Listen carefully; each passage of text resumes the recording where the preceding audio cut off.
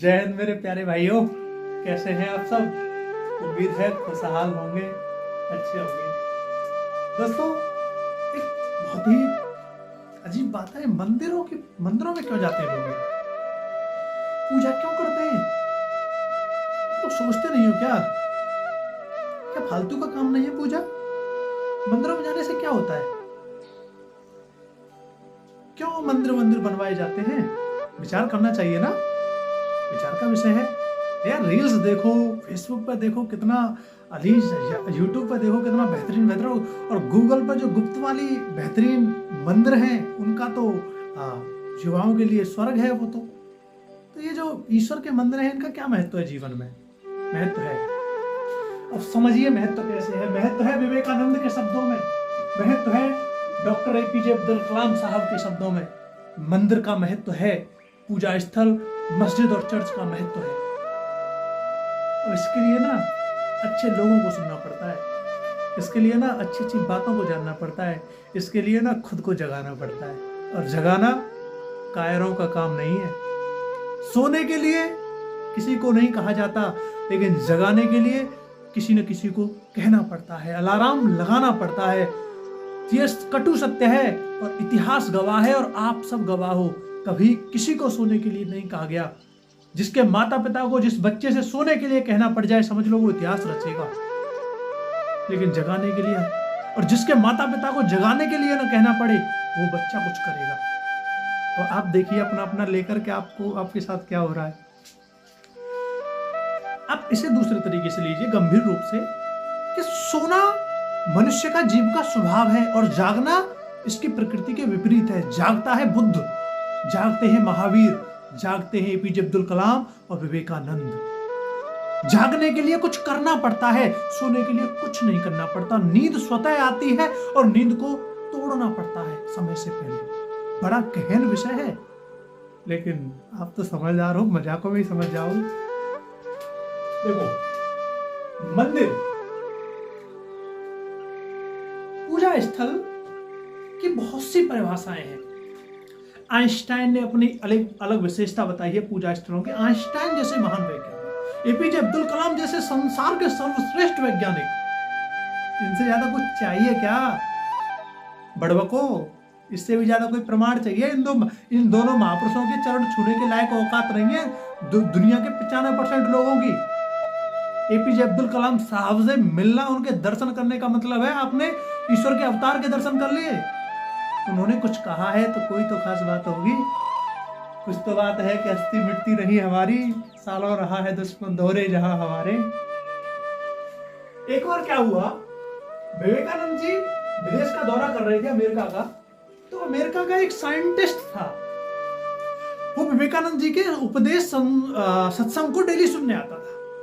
और विवेकानंद, हमारी Indian philosophy क्या कहती है, भारतीय दर्शन कहता है ईश्वर कण कण में व्यापक है।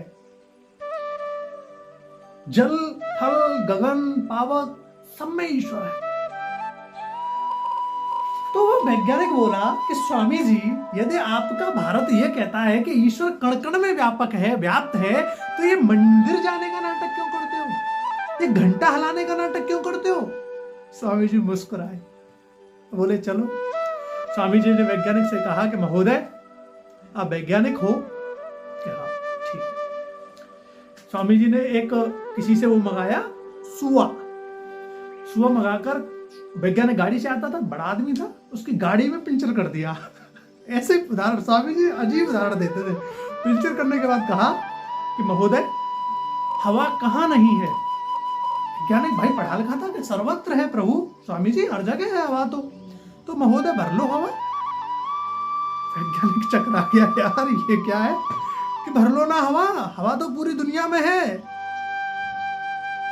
तो बोला, स्वामी जी ऐसे कैसे हवा भर जाए, हवा भरने के लिए तो हवा की दुकान पे जाना होगा। कि यही तो मैं समझा रहा हूं, ईश्वर व्याप्त हर जगह है, कण कण में है, लेकिन ईश्वर के मनुष्य से जोड़ने के लिए कोई मशीन तो चाहिए, कोई सिस्टम तो हो, कोई दुकान तो हो। वो दुकान है भारतीय मंदिर, संसार के सभी मंदिर।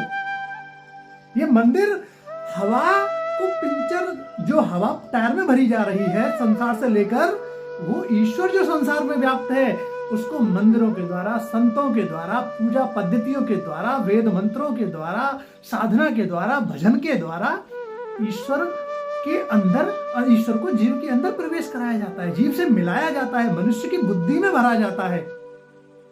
वैज्ञानिक बोला जय हो प्रभु, मैंने गलती कर दी, अब मैं समझ गया। और हम भारतीय अपना अपना ले लेना भाई। आनंद आ रहा है ना। एपीजे अब्दुल कलाम साहब कहते हैं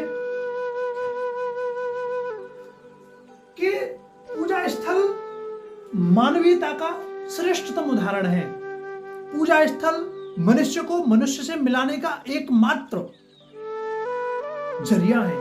जब पूजा स्थल में बैठा होता है मनुष्य, तो वो एक इंसान होता है।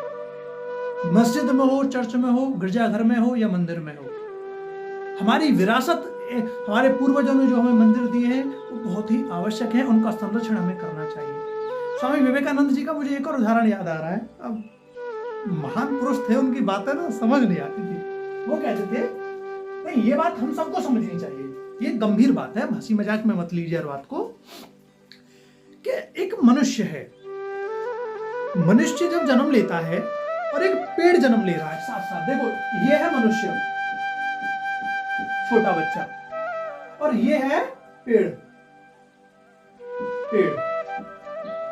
ये दोनों साथ साथ जन्म ले रहे हैं। हम पेड़ को जब शुरुआत में, अगर पेड़ से हमें कुछ प्राप्त करना है, उसे बड़ा करना है, हमारा उद्देश्य है उसे छाया या फल लेने हैं, लकड़ी प्राप्त करनी है, तो हम उसे गमले का संरक्षण देते हैं। उसके लिए एक गमला बनाते हैं, उसमें मिट्टी और नित्य पानी और बुआई की व्यवस्था करते हैं, या बाग में माली लगाते हैं। राइट? एक पेड़ को एक परिपक्व वृक्ष बनाने के लिए हम ये व्यवस्थाएं करते हैं। जिस बाग में माली नहीं होता, ये जंगल में जब पेड़ों की सुचारू रूप से व्यवस्था नहीं होती, तो वहां किसी प्रकार का पेड़ जन्म ले सकता है, कितनी भी खरपतवार जन्म ले सकती है, कितने भी अनवांटेड पेड़ जन्म लेते हैं, वहां कोई व्यवस्था नहीं होती। ऐसे ही मनुष्य समाज है। मनुष्य समाज नियमों से चलता है। पशु और मनुष्य में यही अंतर है कि मनुष्य अपने लिए नियम बनाता है। मनुष्य की समाज के लिए कुछ नियम है। मनुष्य की आध्यात्मिक समाज के लिए मंदिर एक नियम है, पूजा पद्धति, शास्त्र एक नियम है, एक अनुभव किए हुए विशेष नियम है, जिनको मंदिर, चर्च, मस्जिद और संत महात्मा एक व्यक्ति को एक गमले का काम करते हैं। लेकिन सबसे महत्वपूर्ण बात क्या है? सबसे महत्वपूर्ण बात यह है कि जिस प्रकार पेड़ की एक सीमा तक बढ़ जाने के बाद गमले को हटा दिया जाता है, एक बाग में एक विशेष समय के बाद माली की देखरेख की जरूरत नहीं पड़ती।